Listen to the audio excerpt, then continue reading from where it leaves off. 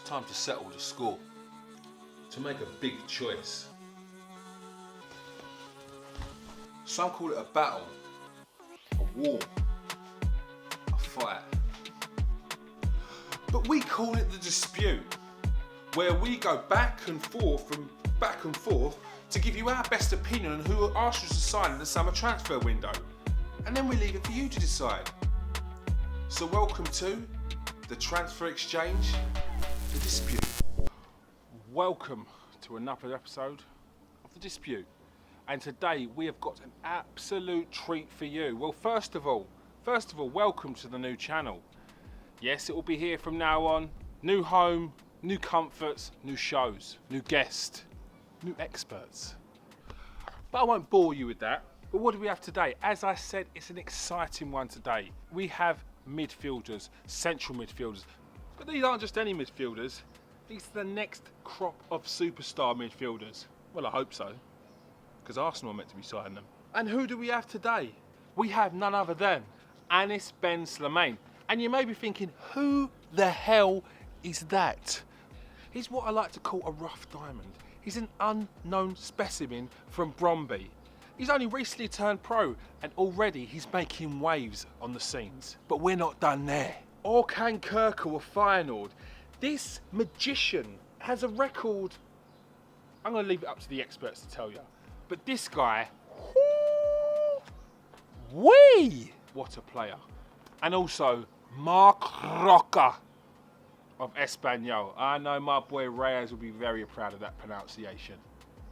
And on top of that,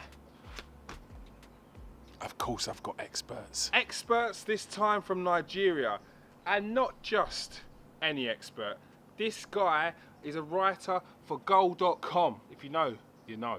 And if you don't, you better get to know. He is none other than Solace Chukwu. And I ask him whether one of the hottest properties right now in Victor Osimhen can cut it in the Premier League. But first up, and most importantly, the dispute. Let's see what they had to say.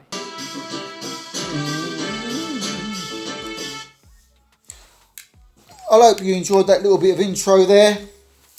What was all that about he's just said? Well, firstly, it's Steve again, your chief scout from the Transfer Exchange show. That little bit of intro there was because this week I'm going to tell you why Marc Roca should be signing for Arsenal Football Club. He is a 23-year-old. He plays for Espanyol. He is just on the verge of the Spanish international side, and it's basically between him and Rodri who plays and who don't. His positioning for the game is incredible. He's an excellent passer of the ball. He's very good at switching the play. He has an excellent eye. And he also analyses the game absolutely incredibly. He just seems to know who players are, even at such a young age too. But not only this week, it's not only your head scout's word. I spoke to our Spanish footballing expert and he echoed my words that Marc Roca is one of the best midfield players in Spain, and he's available. And Mikel Arteta is looking at him at this very moment. And that's from our Spanish expert. Keep your eyes out for this player. Go and have a look at this player. All this is 100% true. I've spoken to my Spanish expert just this morning, and he has agreed, and all this is happening, and very soon he could be putting his name on the signature and becoming an Arsenal player. So for now, I hope you're enjoying the sunshine wherever you are. From me, Steve, from the Transfer Exchange, your head scout. I'll speak to you soon. What did he say? Marco Roca? I'm not going to waste my time talking about that joker.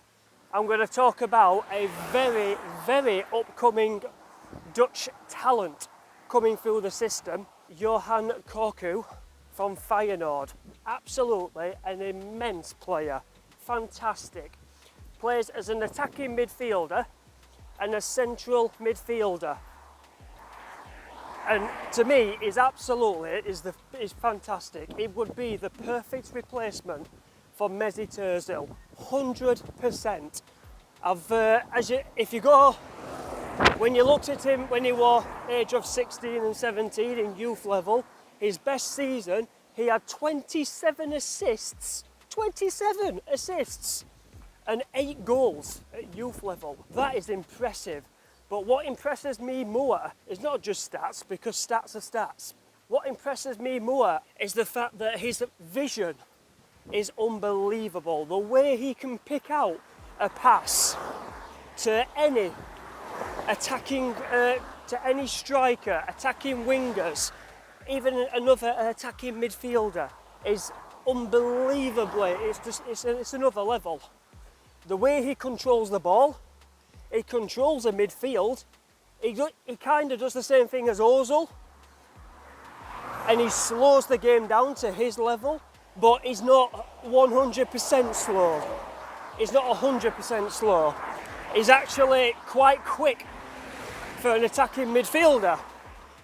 The way counter-attacks and the way that he picks the ball, and he doesn't take one touch and just think, right, what can I do with this?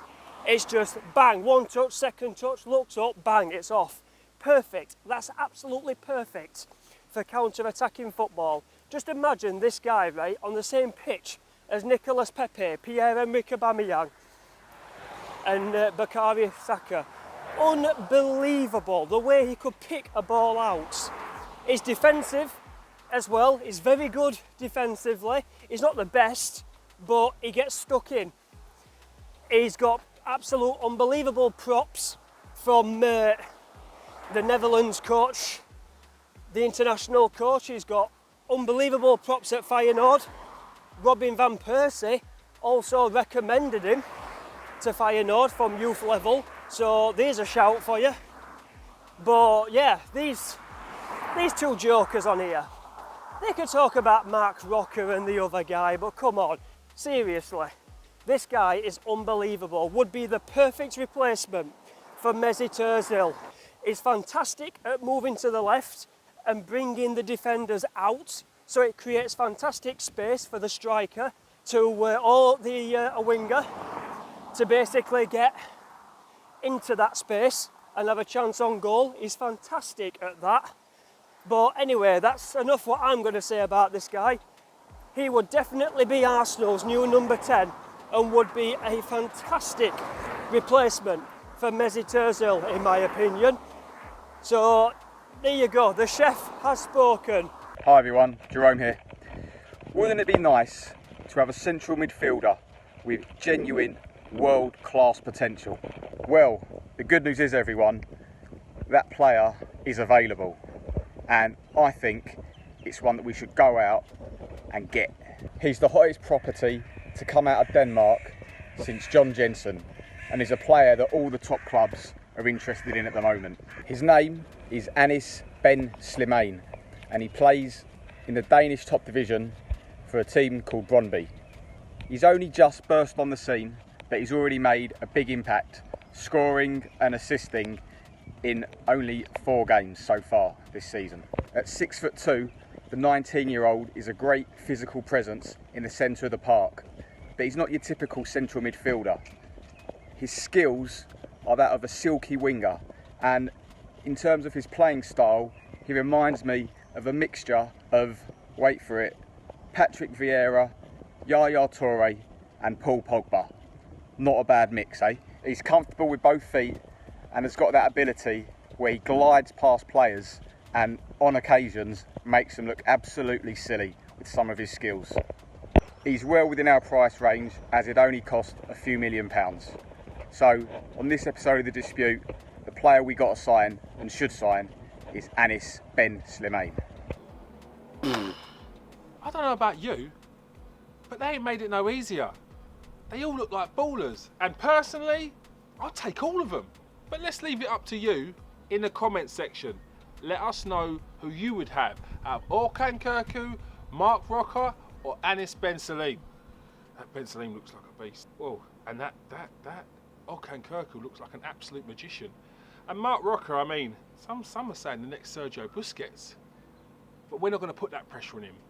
We leave that to you. But now, enjoy the words of Solace Chukwu. Victor Osimhen is a hot property at the moment for a lot of clubs around Europe. A surprise team is meant to be putting a 75 million bid. Do you think he's going to be one of the top strikers in Europe at his next club, or do you have any inkling of who the club is that's meant to be putting the 75 million pound bid in? Well, a lot of people, much of the noise seems to indicate it's Chelsea. Mm-hmm. They're the ones who, well, they're not the only ones who have that kind of money to throw around, but they do have a bit of uncertainty up front. They have Tammy Abraham, incidentally, another Nigerian, not there with Nigerian roots, but who's representing England. And while he's done reasonably well for them this season, he's not especially been convincing. There's still a lot of fan base who feel that he's not accomplished enough. I think that may have something to do with the fact that they're used to him, so there's a little bit of familiarity causing contempt or something. So yeah, these big clubs are constantly looking for ways to get an edge, even if that means stockpiling talents. And so Chelsea seems to be in pole position for Victor Osimhen. And you think he could do it in the Prem? It's hard to tell.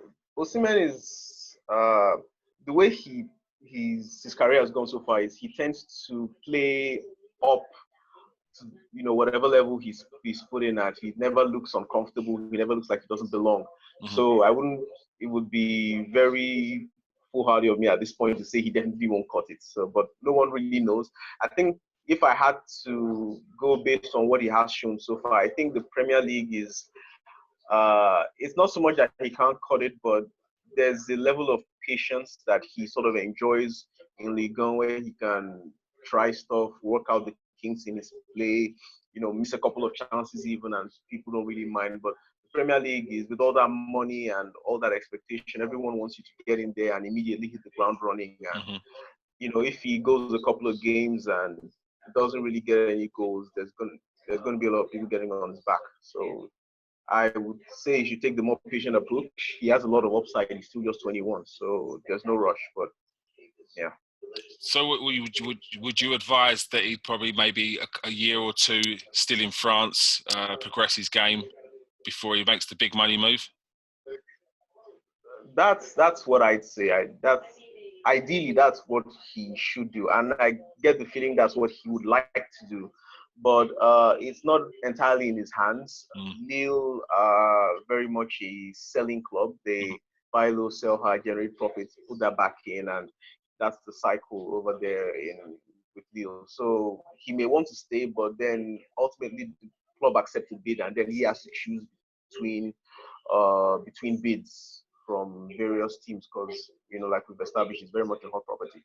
Mm-hmm. But I would prefer, and I get the sense that he would prefer to stay in France, even if, for one more season. He, at the start of his career in Europe, he kind of made an error going to Wolfsburg because he felt that he wanted to start playing right away. Then he was, just turning 18. He wanted to immediately hit the ground running, but that ambition early on kind of burnt him. So you'd expect that from that episode, he's learned some lessons, and that might lead him to decide that staying a little bit longer is the best way to go.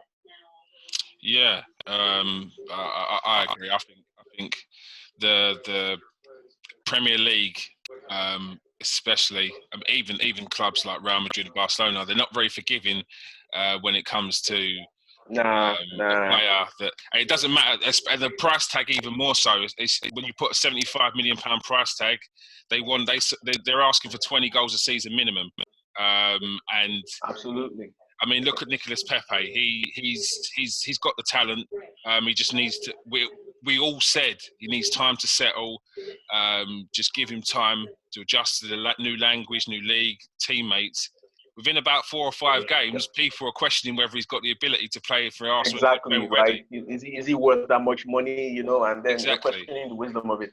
That's just the thing that happens with big clubs. Like Real Madrid, they bought this guy who was really crazy about Luka Jovic from Eintracht Frankfurt, and things have not gone well for him at all, and suddenly he's looking like a bust. And this was a guy who was ripping everyone to shreds in the Europa League last season. So, but the wrong move at the wrong time for these players can totally derail all of their momentum. Yeah, 100%. I totally agree. I can't lie, I wasn't expecting that answer, but it was a fair one and a very balanced one. It's probably what you come to expect from such a good journalist like Solace. Don't worry, we're going to be seeing plenty more of him, and the full interview will be out soon. Well, anyway, thanks for tuning in. Make sure you catch us next week. Make sure you catch all the other shows like the Football POV, the Transfer Exchange, the Transfer Exchange Dispute, the Transfer Exchange Review Show.